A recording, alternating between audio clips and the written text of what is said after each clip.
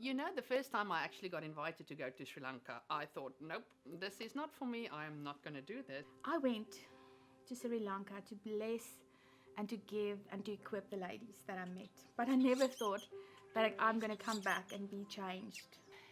What makes me passionate about Sri Lanka is seeing the brokenness in the nation and yet knowing that there's such hope in God.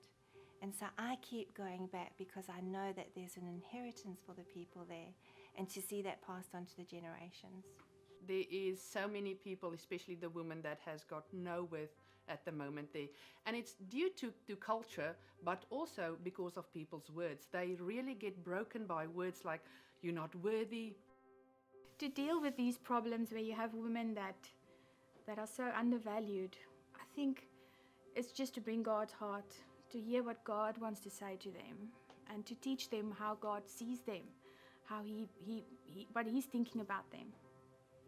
Some of the problems that we encountered, Steve, was the fact that these beautiful, beautiful women stand in front of you with no hope, no worth, and absolutely broken.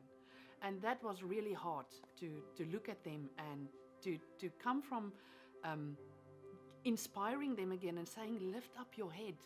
There is hope. The way that we hope to accomplish that is by revealing to them, teaching them how God sees them. If they could capture how God sees them and the value God places on them, that'll transform everything. It'll change the way they think, what they expect. Their hope will rise up. We spend some time teaching the women how to hear God for themselves and the different ways God speaks to us. And then we'd lead them into an activation and to see the women, how they responded when they actually heard God speak to them and what God said to them. They would just light up. The pastors and the pastors' wives, we need to train, equip, and teach them how to shepherd their congregation. And it's especially the rural areas that's got that problem.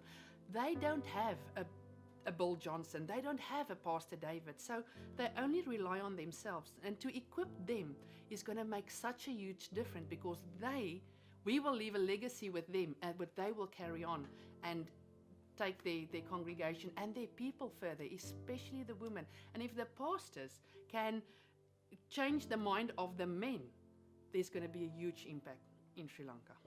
What next? I hope to go to back to Sri Lanka again. I hope that I will be able to build on what we've started. We started to restore these women, but there's so much more, and I believe God is not done with Sri Lanka.